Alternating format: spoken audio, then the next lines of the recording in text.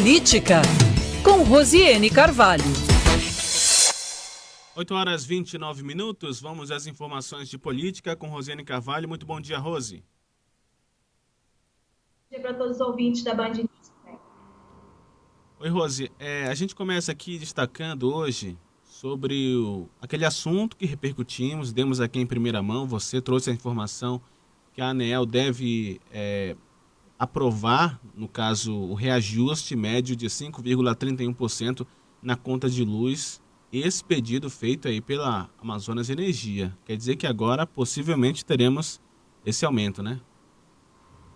Arthur, a reunião que vai tratar a respeito desse relatório, que indica os 5,31% que você acabou de citar, acontece hoje pela manhã. É uma reunião, me parece, aberta, eu vou tentar, inclusive, acompanhar aqui do escritório, né? Mas, enfim, ontem a gente falou um dos motivos que levou a Amazonas Energia a solicitar essa revisão extraordinária do aumento da tarifa da conta de luz aqui no Amazonas, né? Depois da coluna, eu tive acesso a esse relatório assinado por um dos diretores da ANEEL, que é o Sandoval Feitosa Neto. E aí, a gente percebe o seguinte, aquele assunto do ICMS, ele é importante para a gente falar, mas ele não compôs o aumento da tarifa, e por isso a gente vai por partes aqui. O aumento da tarifa proposto nesse relatório está acima daquele valor que foi sugerido na audiência pública de setembro. É um aumento, em média, 5,31% na conta de luz aqui no estado do Amazonas, mas com valores diferenciados para a indústria e para o consumidor normal, né? Para a indústria, que é alta tensão, deve ficar em 7,1%, e baixa tensão, que é comércio e residência, 4,47%. O valor que foi sugerido lá naquela audiência pública estava bem abaixo, né? Era 2,80 para baixa tensão e 4,10 para alta tensão. O aumento da tarifa naquela audiência pública. O relator, ele vai considerando vários pontos que a Amazonas Energia alega que são necessários para fazer essa recomposição, esse reajuste extraordinário do valor da tarifa aqui a partir do dia 1º de novembro, viu? O aumento da conta de luz, Arthur. No aumento de salário, aumenta a conta de luz, né? Isso é o que eu ouvi bastante ontem, de várias pessoas comentando a respeito desse anúncio de aumento de tarifa. Mas, calma aí, Arthur, ainda tem um pouquinho mais. O que eu queria tratar agora é sobre a questão do ICMS. O que o relatório fala sobre a questão do ICMS? Você lembra, a gente tratou ontem, lembrou nossos ouvintes ontem na coluna, há cerca de um ano, o governo do estado mudou o seu regime tarifário em relação a essa questão do setor elétrico, fazendo, portanto, a antecipação da cobrança do ICMS, desse tributo. Ao invés do ICMS ser pago pelo próprio consumidor na conta, né, quando chegava a conta, entre os valores que a gente pagava ali da conta de luz, tinha a incidência lá do tributo, do ICMS, que é recolhido para o governo do estado. O governo, para tentar recompor e ganhar um pouco mais fôlego na sua receita, né, pressionado lá, porque estava perto do teto, já tinha ultrapassado o teto, enfim, por todas as medidas, tomou algumas ações nesse sentido, buscou antecipar esse ICMS do setor elétrico. Então, cobrava da Amazonas Energia quando a concessionária compra a energia elétrica para fornecer para os consumidores. O argumento do governo é que havia ali só uma antecipação e que não alterava nada, não tinha por que alterar o preço. Até esse final de semana eu conversei com alguns técnicos da Cefaz, eles têm o mesmo entendimento até agora. O mesmo entendimento, aliás, que me parece ter o candidato a prefeito Davi Almeida, que antecipadamente, com esse mesmo argumento do governo, entrou, movimentou ações e passou release para todo mundo, né, 1 semana, 2 semanas mais ou menos, deste mesmo sentido. Bom, dito isso, o que a gente vê do relatório da ANEEL? A ANEEL entende que a Amazonas Energia tem razão, que houve sim um aumento do custo. Agora há pouco eu vi um vídeo, o deputado Marcelo Ramos, que deve participar como ouvinte também dessa audiência da ANEEL, ele faz uma interpretação parecida com o que a gente trouxe aqui ontem também, que houve aumento do custo porque a Amazonas Energia acaba pagando pelos gastos, pelas perdas elétricas e também porque compra uma quantidade maior de energia do que vende em função de ter ali uma reserva, né? Então, assim, sempre acaba pagando mais. A Amazonas Energia defende que não vai arcar só com isso e que isso deve ser passado para o consumidor. A ANEEL dá razão para a Amazonas Energia, diz que sim, houve aumento de custo, no entanto, diz que não deve ser passado para o consumidor. E ela diz ainda que há uma irresponsabilidade por parte da Amazonas Energia, concessionária, e pelo fisco, no caso é o governo do estado, em fazer todas essas alterações em detrimento, né, do consumidor, né, sem levar em consideração esse aumento de carga para o consumidor. Para além disso, no relatório, eles dão uma palavra em relação a isso, descaso com o patrimônio do consumidor. O relatório diz que a alteração na política fiscal do Estado foi feita de forma inconstitucional, porque não foi por meio de decreto e não por lei aprovada na Assembleia Legislativa do Estado.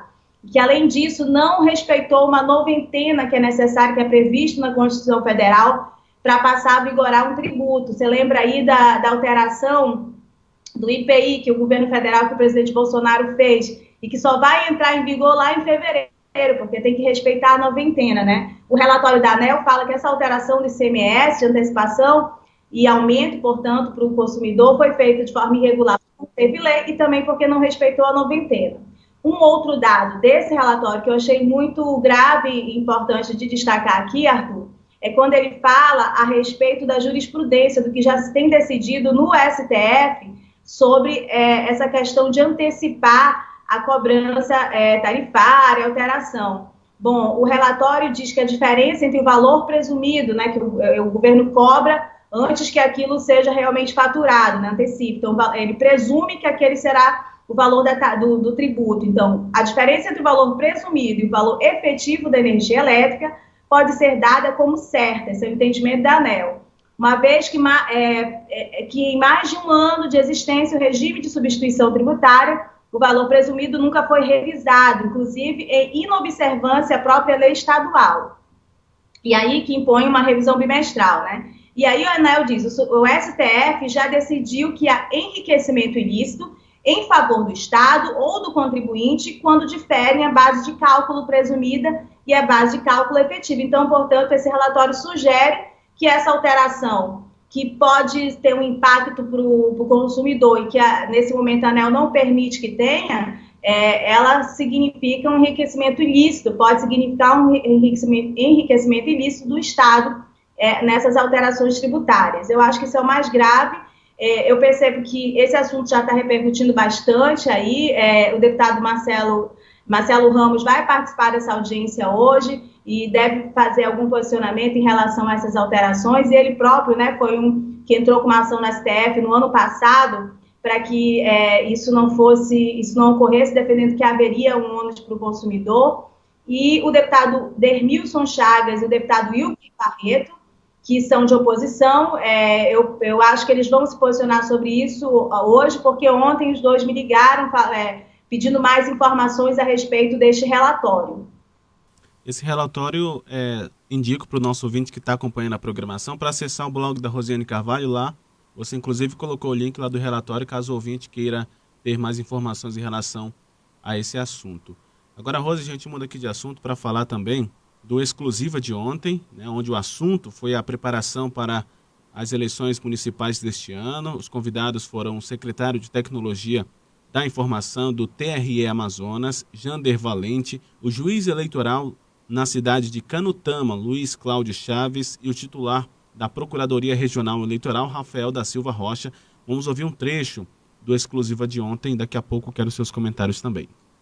Falamos de forma virtual com o secretário de Tecnologia da Informação do Tribunal Regional Eleitoral do Amazonas, Jander Valente. De que forma funciona o sistema de proteção das urnas em relação a possíveis ataques? Existe essa possibilidade? Qual o trabalho que vocês têm em cima disso? A urna eletrônica ela é um sistema seguro. Primeiro porque ela não está conectada a nenhum equipamento, ela não tem acesso à internet, então é impossível para alguém através da internet, de um meio externo, acessar a urna eletrônica. Segundo, os arquivos que ela gera são todos criptografados. Os sistemas eles passam também por um processo de lacração. O lacre ocorreu recentemente.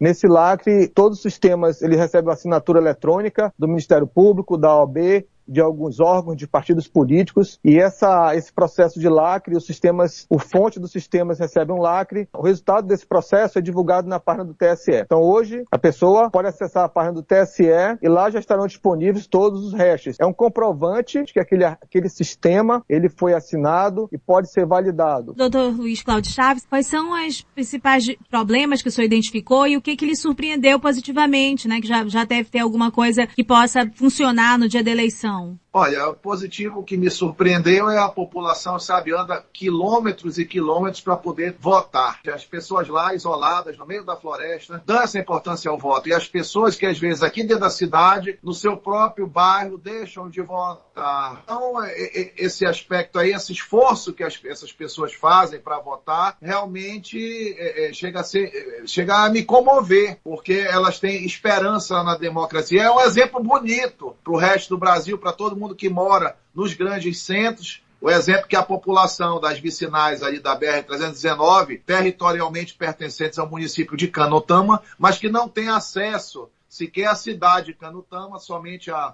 Porto Velho e Humaitá, elas conseguem, e com muito esforço, votar e participar. Eu queria entender como é que a Justiça Eleitoral está se situando, né, nesse assunto, e aí o Ministério Público tem sido aí um fiscalizador mais atento, né, em relação ao cuidado que os indígenas devem ter, né, de isolamento e tudo mais. Eu queria saber se há alguma medida, o que vocês estão recomendando, enfim. É o acompanhamento pelo Ministério Público Eleitoral do planejamento que é feito pelo Tribunal Regional Eleitoral do Amazonas. Então, sempre nós fazemos reuniões de planejamento. Isso é tratado de forma interinstitucional, porque são convocados o Exército, a Polícia Militar, a Polícia Civil, exatamente para estabelecer, entre outros assuntos, aqui estamos tratando a questão dos indígenas, inclusive a logística que deve ser estabelecida para que as urnas cheguem nos locais de votação e, preferencialmente, as urnas em sessões eleitorais situadas